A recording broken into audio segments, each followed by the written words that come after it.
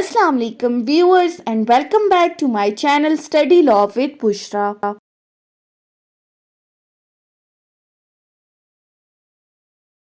So we were discussing the topic of appeals under CRPC, and in this video I am going to discuss section 411A of CRPC.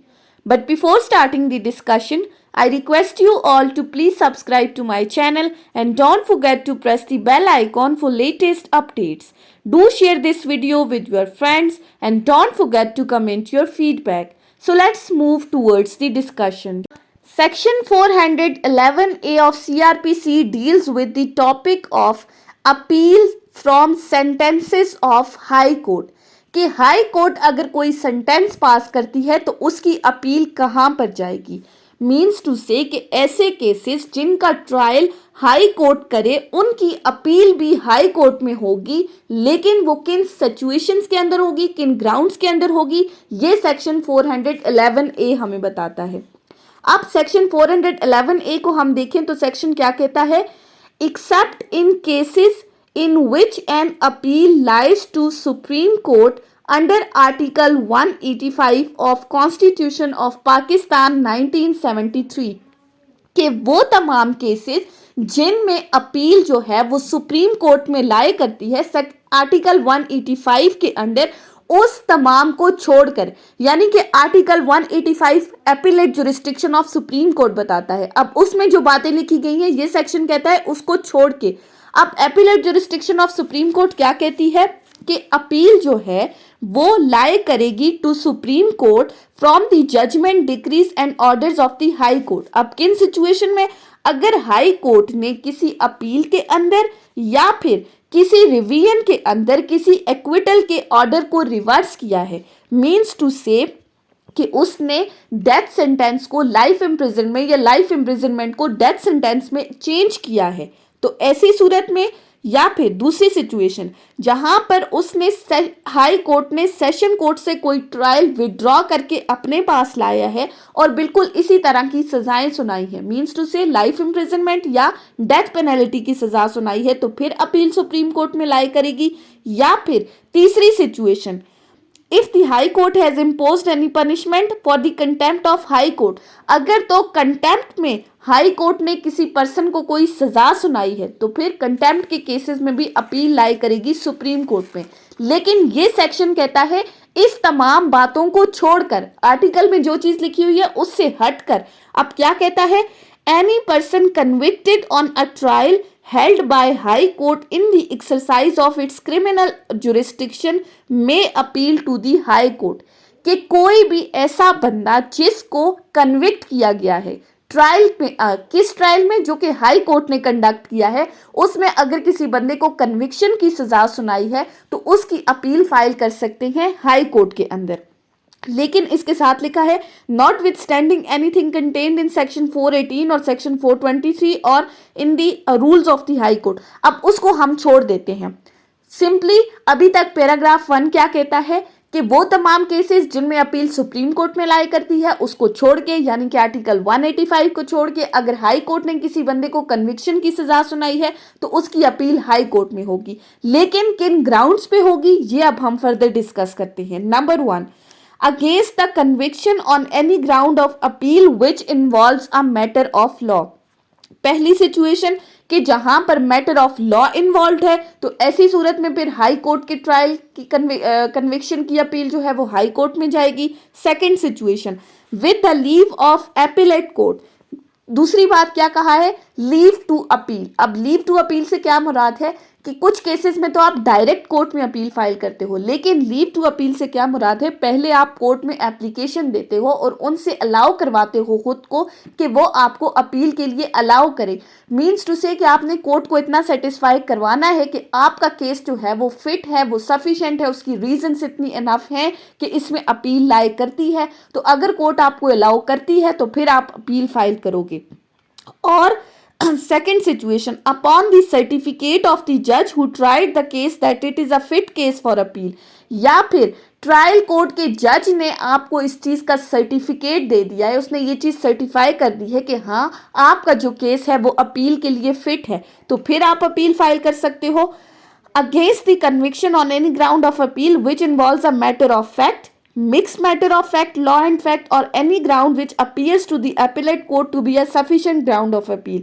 लेकिन इसके साथ ही फिर 3 grounds बताए हैं कि अगर तो मैटर ऑफ फैक्ट इन्वॉल्व है, mixed matter of law and fact है, या फिर कोई और ग्राउंड है जो कि एपिलेट कोर्ट को लगता है कि ये सफिशिएंट है, तो फिर आप अपील फाइल कर सकते हो। ये 2 ग्राउंड्स हो गए। उसके बाद तीसरा ग्राउंड क्या कहता है, with the leave of appellate court against the sentence passed unless the sentence is fixed one by law। या फिर हाई कोर्ट ने अगर अपनी कन्विक्शन के केस में कोई ऐसी सजा सुनाई है जो कि लॉ के अंदर प्रोवाइडेड नहीं है, मीन्स टू से कि जज ने अपनी डिस्क्रिशनरी पावर को यूज करते हुए कोई सजा सुनाई है, तो उस सजा के अगेंस्ट फिर आप अपील फाइल कर सकते हो। अभी तक इस सेक्शन में हमने क्या पढ़ा कि अगर तो हाई कोर्ट ने ट्रायल के अंदर किसी बंदे को कन्विक्ट किया है तो उसकी अपील आप हाई कोर्ट के अंदर फाइल कर सकते हो, लेकिन साथ में जरूरी है कि ये 3 ग्राउंड्स मौजूद हो, जहां पर मैटर ऑफ लॉ इन्वॉल्व है, लीव टू अपील लोगे आप पहले कोर्ट से, उसके बाद फिर ट्रायल कोर्ट ने अगर आपको सर्टिफाई कर दिया है, मैटर ऑफ फैक्ट इन्वॉल्व है, mix matter of law and fact है, या कोई और सफिशिएंट ग्राउंड है अपील के लिए, या फिर तीसरी चीज जहां पर हाई कोर्ट के जज ने अपनी डिस्क्रिशनरी पावर को यूज करते हुए कोई सेंटेंस पास की है, तो ऐसी सूरत में हाई कोर्ट के अंदर आप अपील फाइल कर सकते हो। अब बात ये आती है कि हाई कोर्ट के अंदर जब आपने अपील फाइल की तो इस अपील को सुनेगा कौन, ये हम आगे डिस्कस करेंगे। अभी तक हमने क्या बात की, कन्विक्शन के केसेस में कौन कौन से ग्राउंड्स को होना जरूरी है, तो तब आप अपील फाइल कर सकते हो। अब बात आती है एक्विटल के केस में। क्लॉज 2 कहती है notwithstanding anything contained in section 417। Section 417 appeal against acquittal की बात करता है। अब उसमें जो बात लिखी गई है उसको छोड़ के the provincial government may direct a public prosecutor to present an appeal to the High Court from any order of acquittal passed by the High Court in the exercise of its original criminal jurisdiction। ये clause कहती है कि अगर तो high court ने कोई acquittal का order pass किया है तो उस एक्विटल के ऑर्डर के against provincial government public prosecutor को डायरेक्शन देगी कि वो हाई कोर्ट के इस एक्विटल ऑर्डर के अगेंस्ट अपील फाइल करे हाई कोर्ट के अंदर। लेकिन जरूरी क्या है कि मैटर ऑफ फैक्ट इन्वॉल्व हो as well as matter of law involve हो। अगर ये 2 ग्राउंड्स मौजूद होंगे तो फिर एक्विटल के अगेंस्ट हाई कोर्ट में अपील होगी। अब वही बात आ गई कि इस अपील को सुनेगा कौन। Notwithstanding anything elsewhere contained in any act or regulation, an appeal under this section shall का वर्ड यूज हुआ है, मैंडेटरी प्रोविजन है, shall be heard by a division court of high court, division bench of high court composed of not less than 2 जजेस। कि जब आप high court के अंदर अपील फाइल करोगे तो उस अपील को हाई कोर्ट का एक डिवीजन बेंच सुनेगा, जिसके अंदर 2 जजेस मैक्सिमम प्रेजेंट होंगे। 2 से ज्यादा भी हो सकते हैं, लेकिन मैक्सिमम 2 जजेस होंगे तो तब अपील सुनी जाएगी। being the judges other than the judge or judges by whom the original trial was held।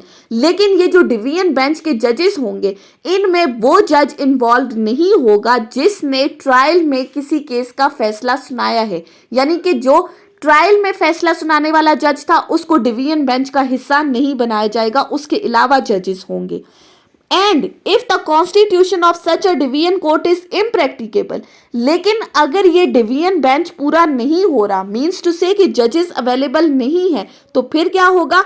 The High Court shall report the circumstances to provincial government, which shall take the action with a view to the transfer of appeal under section 527 to High Court। तो फिर क्या होगा? High court जो है वो इस case को report करेगी प्रोविंशियल गवर्नमेंट को, फिर प्रोविंशियल गवर्नमेंट फर्दर इसके ऊपर एक्शन लेगी, और वो एक्शन क्या है कि वो इस केस को फिर ट्रांसफर कर देगी कि किसी दूसरी हाई कोर्ट के अंदर under section 527 of CRPC।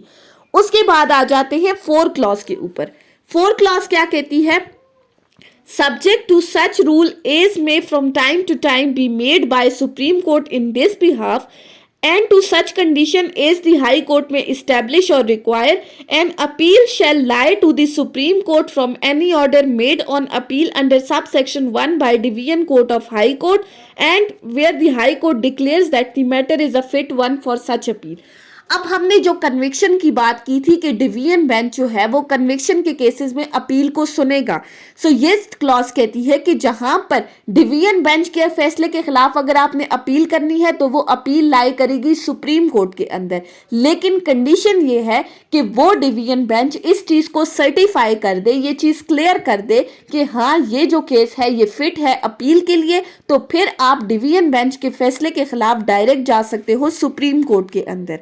So section 411 ए में हमने डिस्कस किया कि अपील जो है वो कन्विक्शन और एक्विटल दोनों के केसेस में हाई कोर्ट में लाई करेगी। उसको सुनेगा कौन? Division bench of the high court. फिर अगर आपको division bench of the high court का फैसला भी मंजूर नहीं है तो उसके फैसले के अगेंस्ट फिर आप सुप्रीम कोर्ट में अपील फाइल कर सकते हो। So that was all about section 411 A of CrPC. So I hope कि आपको ये लेक्चर समझ में आया होगा अगर आपने इस वीडियो को अटेंटिवली सुना है तो। अगर आपको ये वीडियो अच्छी लगी है तो इस वीडियो को लाइक करें, कमेंट करें और चैनल को जरूर सब्सक्राइब करें। Thank you so much for watching this video. Till then, अल्लाह हाफिज।